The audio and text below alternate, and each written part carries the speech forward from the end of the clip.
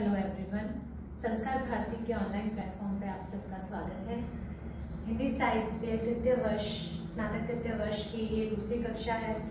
प्रथम कक्षा में हमने हिंदी साहित्य के दोनों प्रश्न पत्र आधुनिक काल और निबंध उपन्यास और काव्यशास्त्र नामक जो आपके प्रश्न पत्र हैं उनका पाठ्यक्रम हमने देखा था। आज हम एक छोटे से रिकैप के साथ आगे बढ़ेंगे। पूरे पाठ्यक्रम की चर्चा के बाद में मैंने जो द्वितीय प्रश्न पत्र के काव्यशास्त्र संबंधी बिंदु पर आपको पढ़ाने की लिए एक अलंकार विषय का चयन किया था। हमने इस अलंकार पे जो परिभाषा है, महत्व और उसके भेद देखे थे। एक छोटे से रिकैप के साथ हम आगे बढ़ेंगे। आपको ये विषय चुनने का एक कारण ये भी है, आपकी परीक्षाएं नज़दीक हैं तो आपको ये सहयोग करेगा। पाठ से संबंधित आप उसकी ये व्याकरण का एक भाग है, आपको अगर थोड़ा सा मेहनत इसमें आवश्यक है, इसीलिए थोड़ा सा इस पे ध्यान दीजिए। अलंकार विषय पर हम बात कर रहे थे तो एक बार देख लेते हैं हम।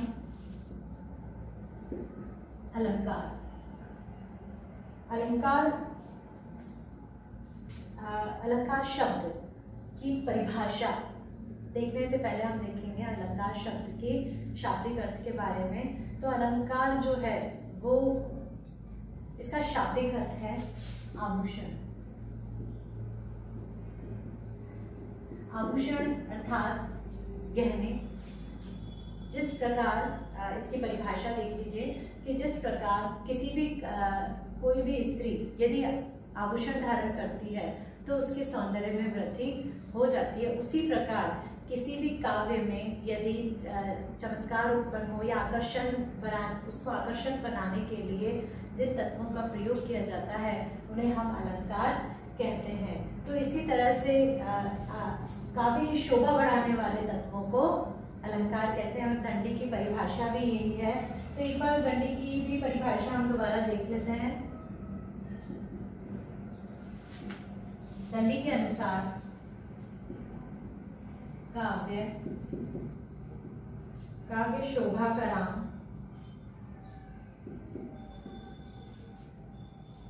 धर्मालंकार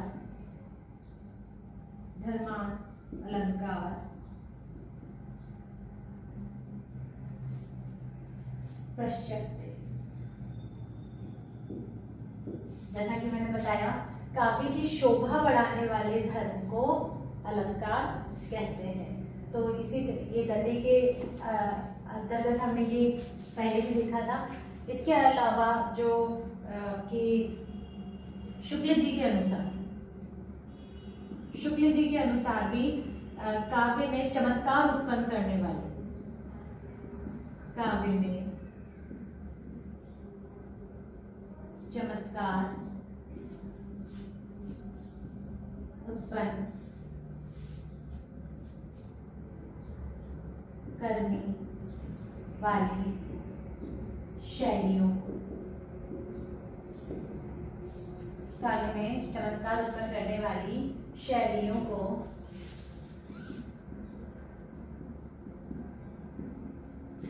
अलंकार कहते हैं। तो इस तरह से शुक्ल जी चमत्कार उत्पन्न करने वाली और दंडी जो है वो शोभा बढ़ाने वाले धर्मों को अलंकार कहते हैं। इसके अलावा हमने जो अनेक विद्वानों के बारे में हमने पढ़ा था कि उनके अनुसार जो विशंबर है उन्होंने भी एक लगभग इसी कथन की कि किसी भी वाक्य में चारुता बढ़ाने वाले जो विशंबर है उनकी भी देख लीजिए। प्रोफेसर विशंबर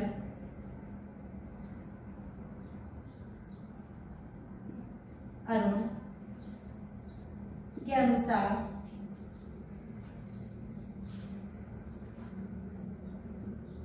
अन्य कथन से पृथक कर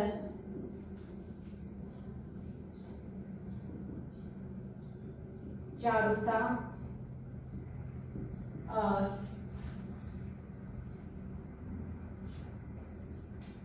आकर्षण प्रदान करता है वह अलंकार है। अन्य कथन यानी साधारण कथन से थोड़ा अलग कर देता है, क्योंकि उसमें चारुता यानी कि सुंदरता और उसके आकर्षण बढ़ जाता है, तो वो अन्य कथन से अलग हो जाता है। तो प्रोफेसर विशंबर नाथ अरुण के अनुसार ये 3 आप महत्वपूर्ण परिभाषाएं देख लीजिए, आसान है। कवि जो दंडी हैं उनके अनुसार काव्य की शोभा बढ़ाने वाले धर्मों को काव्य शोभा गणान धर्म अलंकार पश्चाते। शुक्ल के अनुसार काव्य में चमत्कार उत्पन्न करने वाली शैलियों को अलंकार कहते हैं, और विशंबर अरुण के अनुसार अन्य कथन से पृथक कर चारुता और आकर्षण प्रदान करता है, उसे हम अलंकार कहते हैं। तो ये तो थे अलंकार की परिभाषाएं। इसके बाद काव्य में अलंकार का स्थान क्यों महत्वपूर्ण है, इसके महत्व पर परिभाषा तो हुई, पर इसके महत्व को देख लीजिए कि महत्व इसीलिए है विशंबर के अनुसार जो अन्य कथन से पृथक करता है। साधारण बात से हम थोड़ा सा अलग करके इसे समझाते हैं। तब जैसे कि कोई भी एक उदाहरण ले लीजिए कि एक उदाहरण आपको मैं उदाहरण के माध्यम से समझाती हूँ।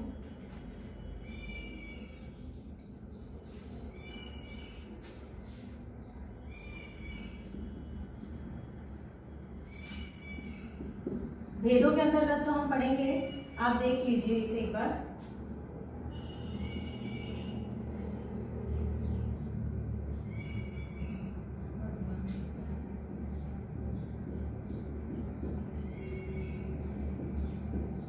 भगवान भक्तों की बुरी नीति भगाइए। ये सुनने में एक ही जैसे लग रहा है, तो वर्ण की आवृत्ति है, तो इसकी सुंदरता, इसकी चारुता और इसके आकर्षण में वृद्धि हो जाती है। इसके अलावा हम ये भी कह सकते हैं, ईश्वर हमारी प्रार्थना सुनिए, हमारे निवेदन को स्वीकार कीजिए। तो इस तरह से हम भगवान से जब प्रार्थना साधारण शब्दों में करते हैं, उसके अलावा हम अनुप्रास जो अलंकार के माध्यम से जब काव्य की आकर्षण बढ़ जाता है, तो सुनने में पढ़ने में बड़ा ही सुंदर लगता है। तो इस तरह से अलंकार के कारण एक साधारण सी बात को हमने और अधिक आकर्षक बना दिया। तो ये थी इसकी महत्व की बात। अब हम आ जाते हैं इसके भेदों की ओर। अलंकार के भेद, तो भेद में देख लीजिए, पहला है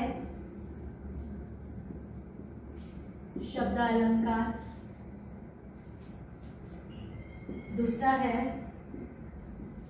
अर्थालंकार, तीसरा है उभयालंकार। जब चमत्कार शब्द में हो, अगर हम बात करें भाषा की, जो हम अगर भाषा के अंतर्गत बात करते हैं, तो कोई भी भाषागत आधार पर देखिए कि भाषा 2 तत्वों पर आधारित होती है, एक तो शब्दगत और एक अर्थगत। तो उसी तरह हम अलंकार भी देखिए कि शब्द अलंकार और अर्थ अलंकार, ये 2 ही आपके पाठ्यक्रम में भी है और महत्वपूर्ण भी है। ये भेद के अनुसार आप पढ़ लीजिए। उभय अलंकार, उभय का मतलब होता है दोनों ही, जहाँ चमत्कार दोनों में हो, शब्द में और अर्थ में, वहां उभय अलंकार होता है। शब्द अलंकार जहाँ चमत्कार या आकर्षण शब्द में होता है। अगर इस तरह भी कह सकते हैं कि अगर जिस शब्द के प्रयोग के कारण, जिस वर्ण के प्रयोग के कारण आकर्षण उत्पन्न हो रहा है, अगर हम उसको उसके स्थान पर कोई अन्य शब्द रख दे, कोई अन्य वर्ण रख दे, उसके पर्यायवाची का प्रयोग कर ले, तो वो चमत्कार नष्ट हो जाता है। तो वहां पे शब्द अलंकार होता है, यानी कि उसी शब्द में चमत्कार है, उसी शब्द में आकर्षण है। तो अर्थ अलंकार का अर्थ जहाँ चमत्कार अर्थ में है, अर्थात अगर हम शब्द को बदल भी दें, उसके पर्यायवाची रूप का भी प्रयोग कर ले, तो भी चमत्कार नष्ट नहीं होता है, वहां पे अर्थ अलंकार होता है। जैसे कि मैंने आपको अभी एक उदाहरण बताया था, शब्द अलंकार का ही एक उदाहरण दूसरा देख लीजिए। यमक अलंकार है कनक, कनक ते सौगुनी, मादकता, अधिकार, या पाए, बौराय, जग, वा पाए, बौराय। यहाँ पे कनक जो शब्द है उसका प्रयोग 2 बार हुआ है। यहाँ पे इसका अर्थ है धतूरा, यहाँ इसका अर्थ है सोना।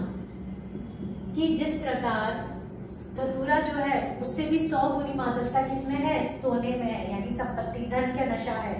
धतूरा का या खाए है, अगर धतूरे का सेवन कर लिया जाए तो मनुष्य बौराए यानी कि पागलपन की हरकतें करने लगता है।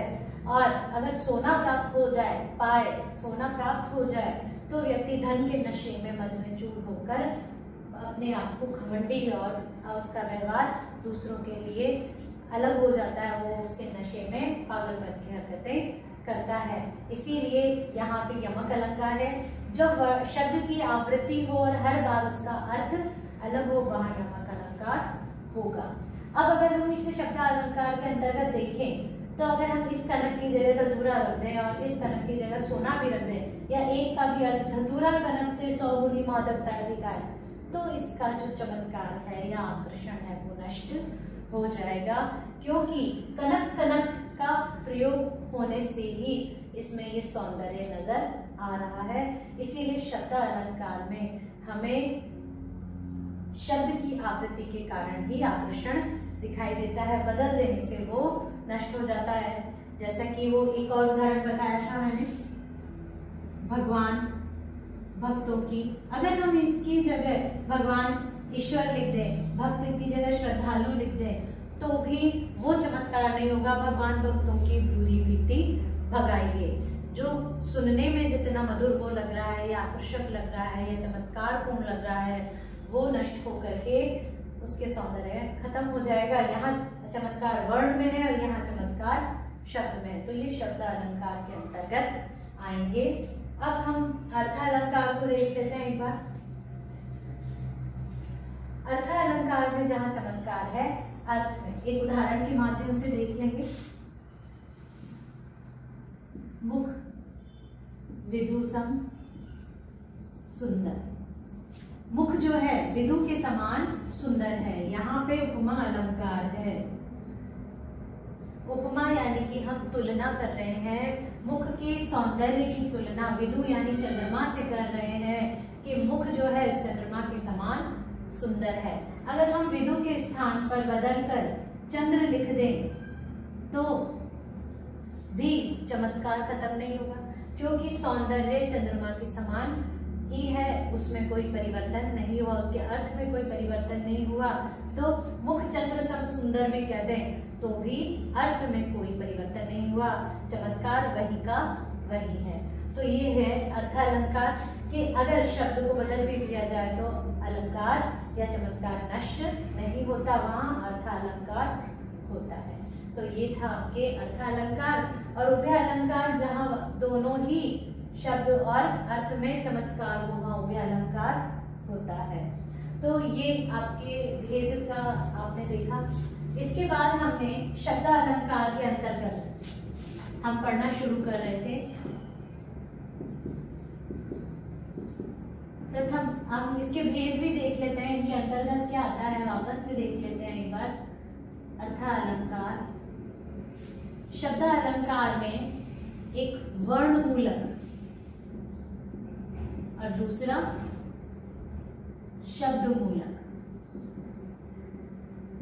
दो तरह के होते हैं। वर्ण मूलक में एकमात्र अनुप्रास अलंकार है,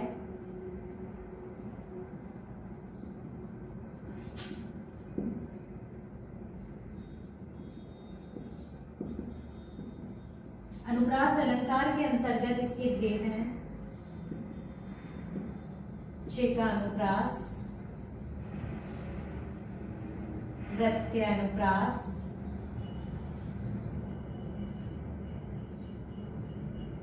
अंत्यानुप्रास,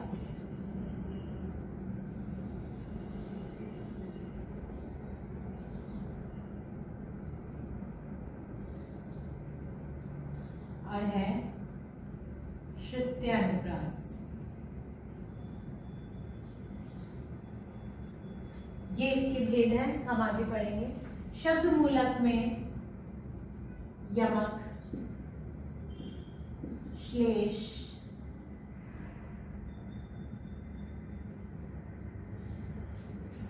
शब्द मूलक में यमक, श्लेष और अनुप्रास का ही एक लाटा अनुप्रास,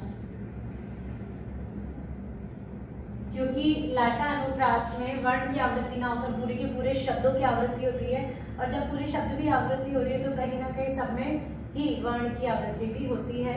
इसीलिए लाटा अनुप्रास है तो अनुप्रास का भेद, लेकिन हम उसे शब्द मूलक में रखेंगे। इसे हम आगे समझेंगे जब अनुप्रास अलंकार पढ़ेंगे। अभी हम इसके भेद में देख लेते हैं शब्द मूलक में। यमक, श्लेष, लाटा अनुप्रास, वक्रोक्ति, पुनरुक्ति, प्रकाश। वक्रोक्ति यानी बात को घुमाकर कहना, और पुनरुक्ति प्रकाश यानी कि पुनः वर्ण की आवृत्ति होना। तो आपके जो कोर्स में है वो इनमें से है, बाकी दोनों भी सरल ही है। पुनरुक्ति पुनः पुनः अगर कहीं आ जाता है तो शब्द की पुनः आवृत्ति हो गई, थोड़ा सा लाटा अनुप्रास और ये एक जैसे हैं, लेकिन यहाँ पे पूरा का पूरा वाक्य रिपीट होता है। यहाँ कोई एक बार एक से अधिक बार आ जाता है तो वहां पुनरुक्ति होती है। तो ये थे शब्द मूलक और अर्थ मूलक। अब आगे देखिए, अर्थालंकार के अंतर्गत अगर हम बात करें तो आता है यमक, श्लेष, दृष्टांत, उत्प्रेक्षा, अन्योक्ति,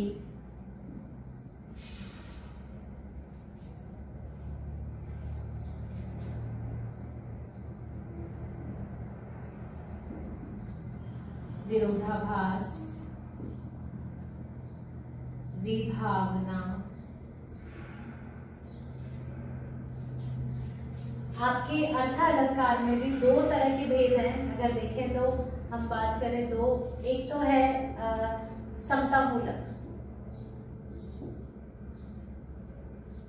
यानी कि जहां पर समानता की तुलना की जा रही है वो समता मूलक में आता है, जैसे कि यमक है, श्लेष है, दृष्टांत है, उत्प्रेक्षा है, तो ये समता मूलक में आते हैं। दूसरा है विरोध मूलक, दूसरा है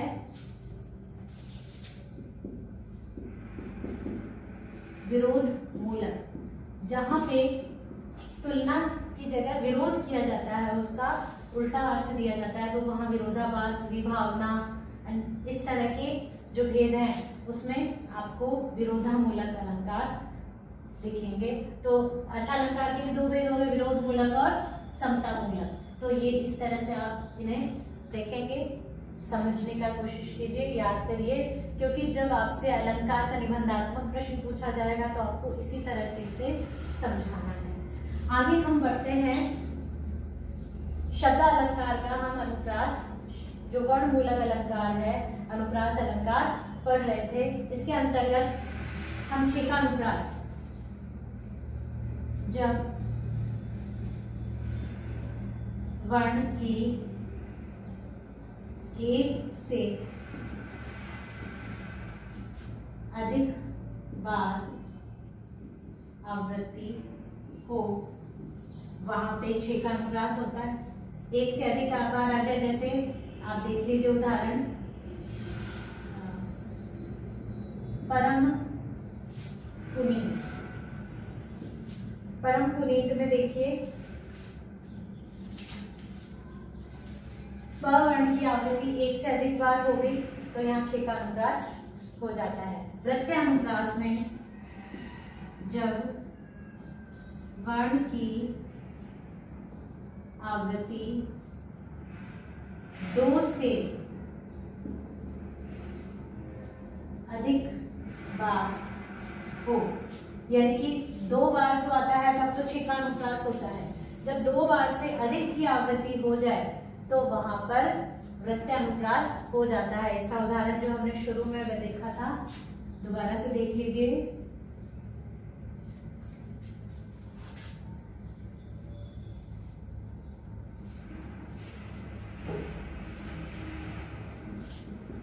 भगवान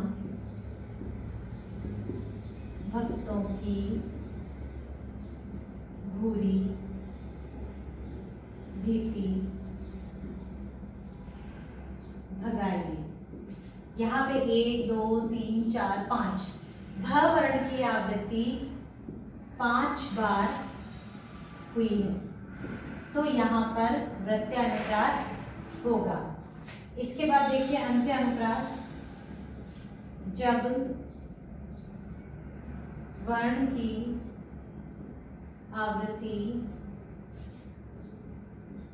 शब्द के अंत में हो, बार बार आए या तुक मिलती हो,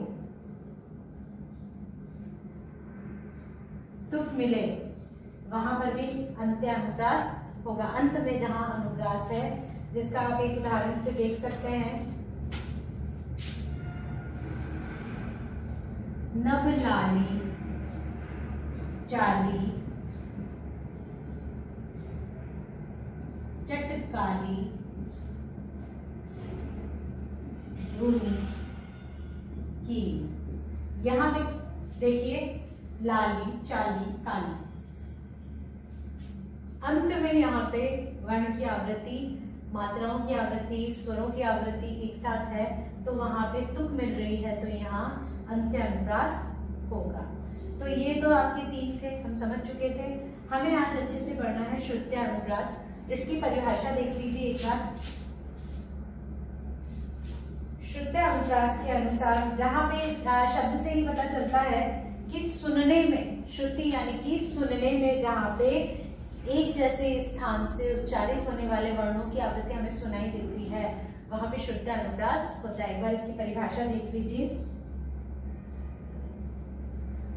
जब श्रुति की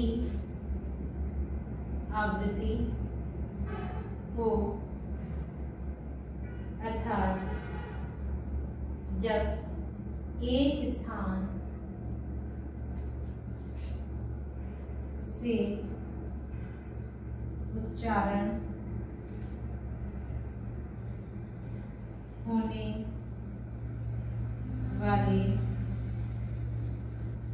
बहुत से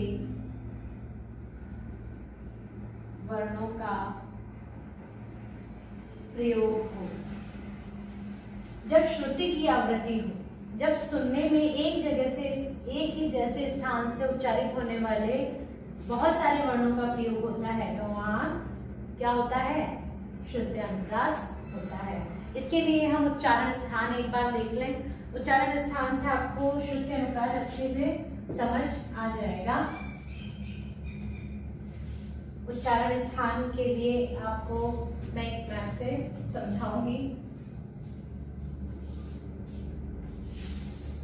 ये अगर हम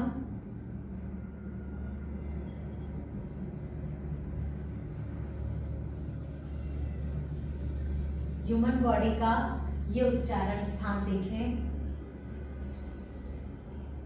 तो ये होठ है, इनमें यहाँ पे दांत है, यहाँ पे एक घुमावदार स्थान है मूर्धन्य, यहाँ गोल तालु है, यहाँ नाक से जुड़ा हुआ काकल्य है, ये इस तरह से एक गुंडी है, और ये इस तरह से गले में आता है।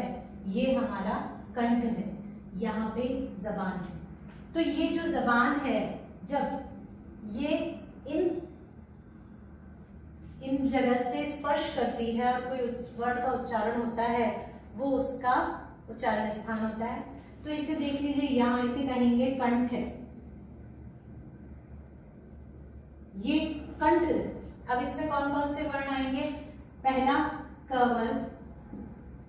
सबसे बड़ी विशेषता ये है हमारे हिंदी व्याकरण की, जिस किसी अन्य भाषा के व्याकरण आपने पढ़ा होगा, हिंदी व्याकरण, हिंदी भाषा की विशेषता ये है कि हमारे जितनी भी वर्णमाला के वर्ण हैं, उनका उच्चारण स्थान बड़ा ही वैज्ञानिक तौर पे किया गया है, उनका डिवीजन। आप देखेंगे कि जिस तरह से हमारा जो वोकल है या हमारे उच्चारण स्थान है, उन्हीं के अनुसार वर्णमाला एक साथ चलेगी। पूरा का पूरा क वर्ग, पंचम वर्ण को छोड़कर पूरा क वर्ग यानी क ख ग घ अण को छोड़ करके, क्योंकि वो है पंचम वर्ण, वो नासिक्य में आएगा। ये नासिक्य है,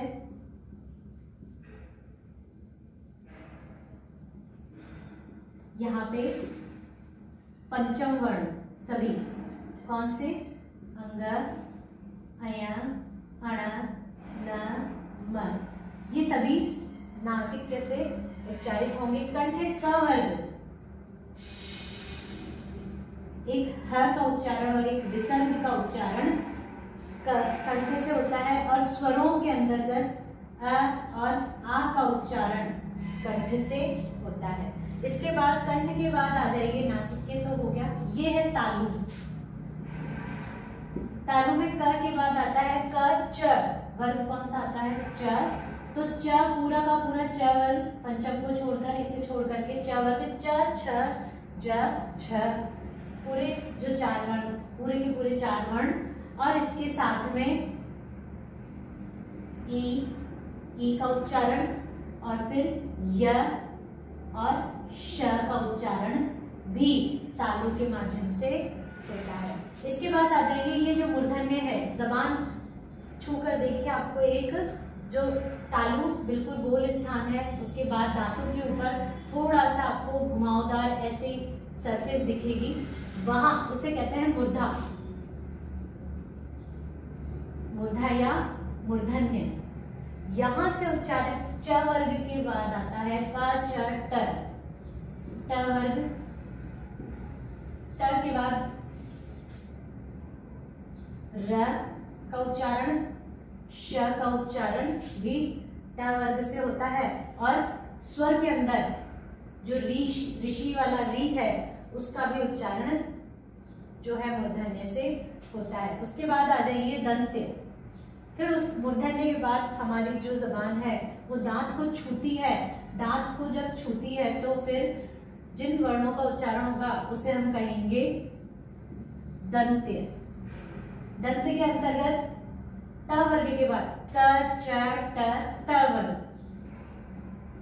त वर्ग है, त वर्ग पूरा का पूरा पंचम वर्ण न को छोड़कर त थ द ध, इन वर्ग के बाद में ल,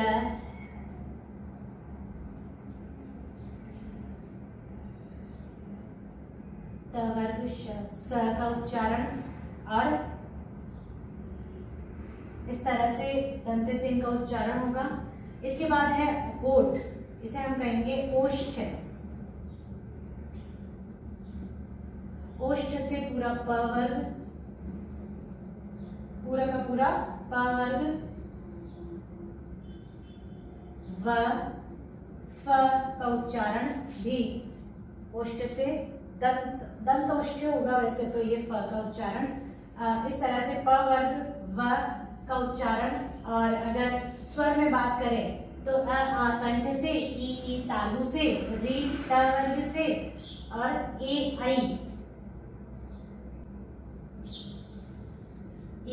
और आई। एक है दंतोष्ठ यानी कि दांत और होठ, एक है कंठ ओष्ठ यानी कि कंठ और होठों से जुड़ा कर। तो जो ओष्ठ है प वर्ग, और व जो कंठोष्ठ हो गया, और दंतोष्ठ फ हो गया, और ए और आई, ये आपके उच्चारण स्थान के स्थान से हो गया। अब ये उच्चारण स्थान है, एक ही वर्ग एक ही स्थान से उच्चारित किए जाते हैं। तो इसके आधार पर आप एक बार ये देख लीजिए।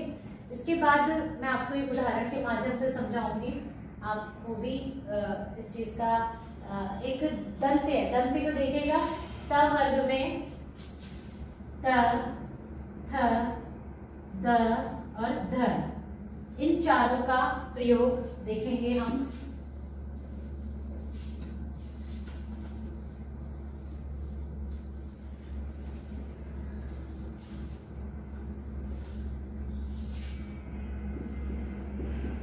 दिनांक था, थे, दीननाथ, डूबते। यहाँ पे देखिए द, न, त, थ, द, न, थ, त, ये सभी नासिक्य भले ही न है। अब यहाँ पे द, त, ये सभी क्या है? त वर्ग के हैं और एक ही स्थान से उच्चारित हैं, दंत्य है, तो ये सुनने में एक जैसे लग रहे हैं, तो श्रुत्य अनुप्रास का यहाँ पे हमें आकर्षण वर्ण के आधार पर हमें श्रुत्य अनुप्रास दिखाई दे रहा है। एक एक वर्ण जो है वो दंत्य उच्चारण स्थान से उच्चारित होता है। तो इस तरह से हमने देखा कि आपके किस तरह से एक ही स्थान से उच्चारित होने के कारण हमें श्रुति में अनुप्रास सुनाई देता है। इसके बाद हमारे अनुप्रास अलंकार आज यहीं पे समाप्त होते हैं। इसके बाद हम आगे बढ़ेंगे, शब्द मूलक अलंकार में हम यमक को पढ़ेंगे। एक उदाहरण जैसा कि मैंने कनक में बताया ही था, तो इसकी परिभाषा देख लीजिए पहले।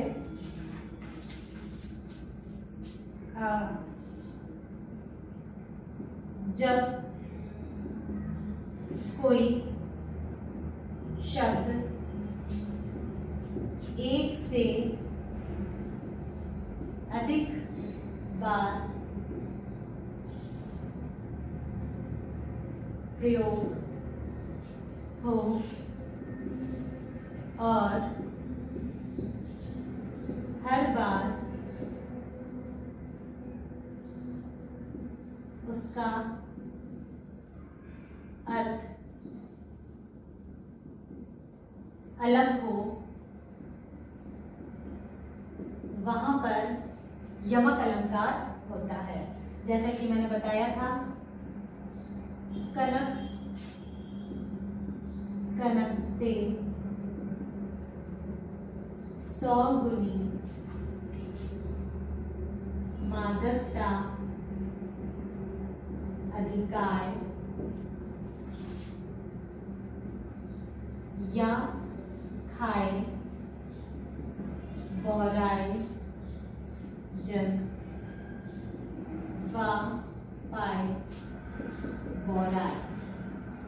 देखिए उदाहरण देखिए एक बार, यहाँ पे मैं फिर से समझा देती हूँ। यहाँ कनक का अर्थ है धतूरा, यहाँ सोना। जब कनक कनकते 100 गुनी मादकता अधिकाय या पाए बौराए जग वा पाए बौराए, इस तरह से देखिए कि धतूरे का सेवन करने से, खाए यानी कि धतूरे का सेवन करने से व्यक्ति पागलपन, बौराए यानी पागलपन की हरकतें करने लगता है। लेकिन धतूरे से भी 100 गुनी मादकता किसमें है? सोने में, यानी कि धन का नशा है, संपत्ति धन का जो नशा होता है, व्यक्ति का व्यवहार बदल जाता है, वो भी पागलपन की हरकतें साधारण मनुष्य से पृथक अपना व्यवहार करने लगता है। इसीलिए यहाँ पे नीतिपरक बात को, साधारण सी बात को अलंकार के माध्यम से बड़ा ही आकर्षक तरीके से समझाया है। कनक कनकते 100 गुनी मादकता अधिकाय या खाए बौराए जग वा पाए बौराए, तो यहाँ पे यमक अलंकार का प्रयोग होगा। इसी के हम एक और उदाहरण से समझेंगे।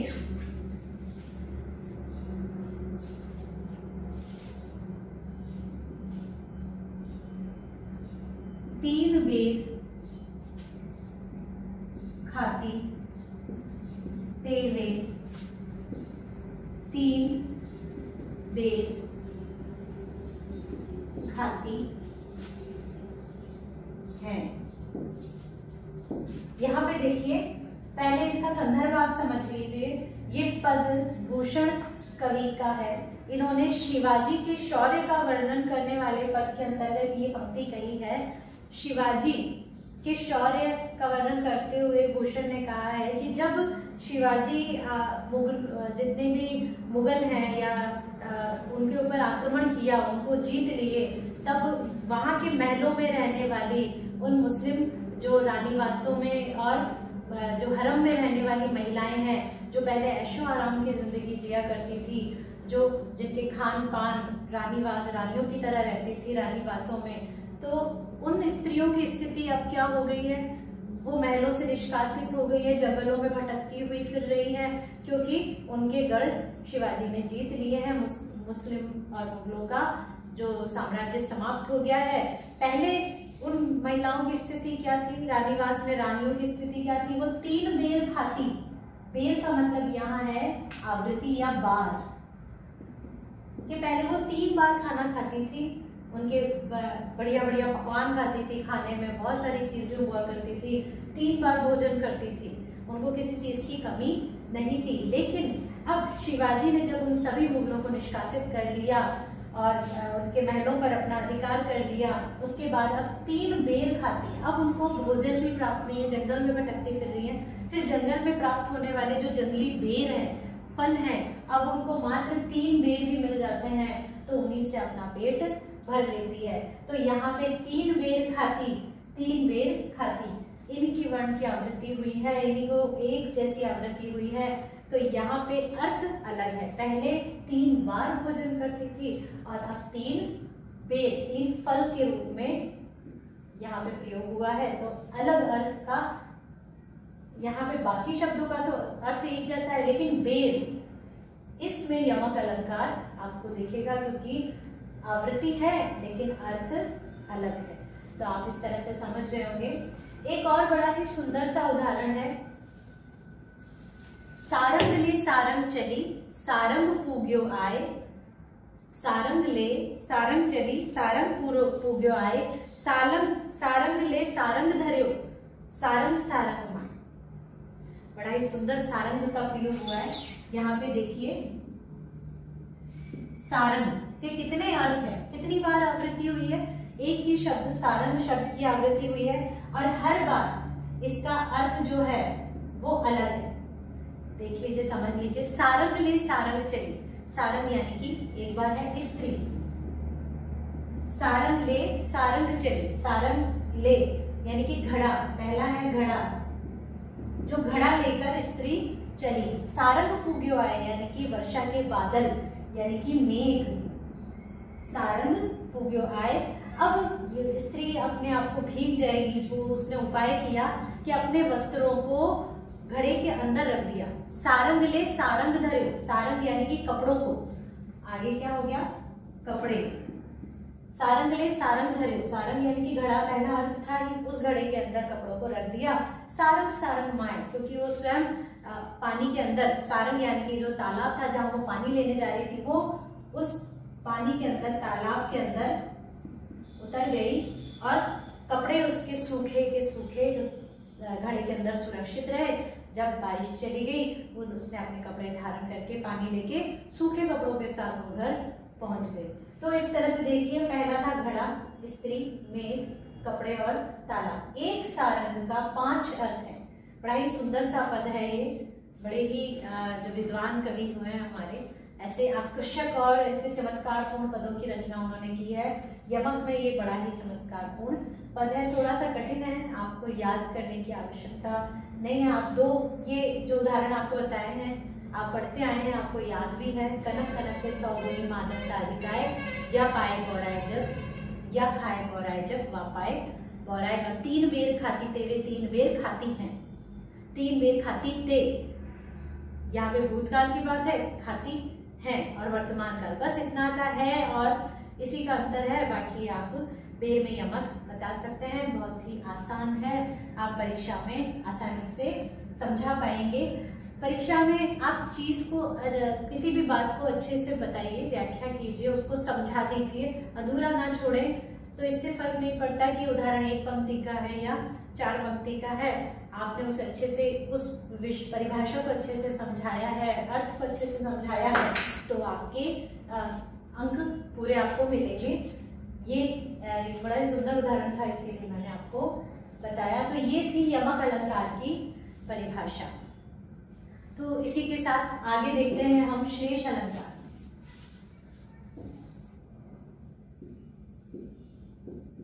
ये भी जो है समतामूलक अलंकार है। श्लेष का अर्थ होता है टुकड़े करना, श्लेष का शाब्दिक अर्थ होता है टुकड़े करना, अन्वय करना। यहाँ पे परिभाषा देख लीजिए,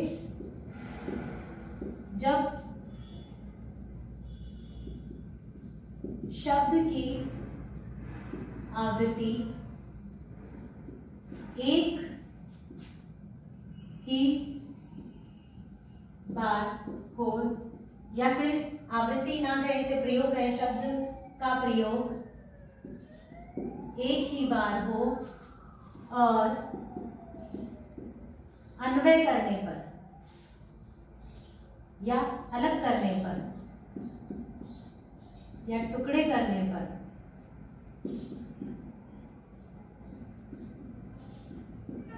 अर्थ अलग अलग हो, वहां पर श्लेष अलंकार होता है। एक उदाहरण देखिए रहीमदास जी का। रहीमन पानी राखिए, बिन पानी सब सून, पानी गए न उभरे मोती मानस चूर। यहाँ देखिए रहीमदास जी कहते हैं कि हे मनुष्य, अपना पानी रखना चाहिए, बिना पानी सब कुछ सूना है। यहाँ पे पानी के ही 3 अर्थ हैं। एक तो साधारण जो पानी है, जल का प्रयोग है, वही जल के बिना जीवन संभव ही नहीं है। दूसरा आप देखेंगे पानी गए न उभरे, जब तक पानी इनका नहीं चला जाता है तब तक ये उभर के इनकी असलियत नहीं आती है। मोती जब तक पानी के अंदर रहता है उसके अंदर चमक उसकी बनी रहती है। मानस, मानस यानी कि मनुष्य, मनुष्य का पानी यानी कि इज्जत, मोती के रूप में यहाँ पे चमक है, मानस के लिए यहाँ पे इज्जत है। और चून का अर्थ यहाँ पे पानी, साधारण पानी है। मनुष्य अगर मोती के पानी से बाहर आ जाए समय से पूर्व तो उसकी चमक नहीं बन पाती है। मनुष्य का पानी यानी इज्जत अगर चली जाए तो उसका सामाजिक जीवन बड़ा ही कठिन हो जाता है। चून यानी कि आटा, आटा जो हम गेहूं पिसा के रोटी बनाने के लिए आटा बनाते हैं, रोटी से पेट भरता है, लेकिन रोटी तब तक नहीं बनेगी जब तक उसमें पानी नहीं मिलाया जाएगा। सूखे आटे से हम अपना पेट नहीं भर सकते, इसीलिए पानी का यहाँ पे 3 अर्थों में प्रयोग है जो जरा बहुत ही मनुष्य जीवन के लिए आवश्यक है। रहीमन पानी राखिए, बिन पानी सब सून, ये एक नीति परक बात है। रहीमदास जी ने समझाने के लिए इस श्लेष के माध्यम से समझाया है, बड़ा ही सुंदर प्रयोग के साथ उन्होंने समझाया है। तो ये था श्लेष अलंकार। एक बार आप देख लीजिए दोबारा। जब शब्द का प्रयोग एक ही बार हो और अलग टुकड़े करने पर अर्थ अलग अलग निकले, वहां पर श्लेष अलंकार होता है। अब इसका उदाहरण के रूप में देखिए, रहीमन पानी राखिए, बिन पानी सब सून, पानी गए ना उभरे मोती मानस चून। मोती यानी पानी, जब तक मोती पानी में रहता है तो उसकी चमक बरकरार रहती है। मोती की चमक उसके लिए आवश्यक है, मनुष्य की इज्जत उसके लिए आवश्यक है, और चूना आटा उसके लिए आवश्यक है। आटे के बिना, पानी के बिना आटे की कोई कीमत नहीं है, चून की कोई कीमत नहीं है, इज्जत के बिना मनुष्य की कोई कीमत नहीं है, और चमक के बिना मोती की कोई कीमत नहीं है। तो ये थे आपके महत्वपूर्ण 2 और अलंकार। हमने आज आपको रिकैप के साथ में दोबारा आपको ये समझाने का प्रयास किया है। आशा आपको समझ में आई होगा। अभी तक की कक्षा आज के लिए इतनी ही। आगे हम और अलंकार जो आपके पाठ्यक्रम में है उन्हें आगे पढ़ेंगे, जिनमें विभावना, नियुक्ति अलंकार, उत्प्रेक्षा अलंकार को हम आगे पढ़ेंगे। और आप इन्हें साथ में इनकी परिभाषा, इनके उदाहरण याद करते रहिए। आपको आसान उदाहरण बताए हैं ताकि आप याद कर सकें। इन्हीं को आप, ये निबंधात्मक रूप में आने वाला अलंकार एक महत्वपूर्ण प्रश्न है, आपके 15 नंबर का ये प्रश्न आता है। तो इसे जब अलंकार का संपूर्ण प्रश्न आता है तो उसके अंतर्गत आपको सभी को समझाना होगा, तभी आप 15 अंक का अर्जन कर पाएंगे। इसके अलावा जो आपके मुख्य अलंकार हैं ये टिप्पणी के रूप में भी पूछे जाते हैं। अगर एक टिप्पणी भी 7 नंबर की आती है तो एक यमक अलंकार की टिप्पणी भी आप लिखते हैं तो आप उसको पूरी परिभाषा के साथ में, उदाहरण के साथ में समझाएंगे, तब आपके 7 अंक आपको मिल पाएंगे। तो आज की कक्षा यहीं तक। धन्यवाद, हम फिर मिलते हैं।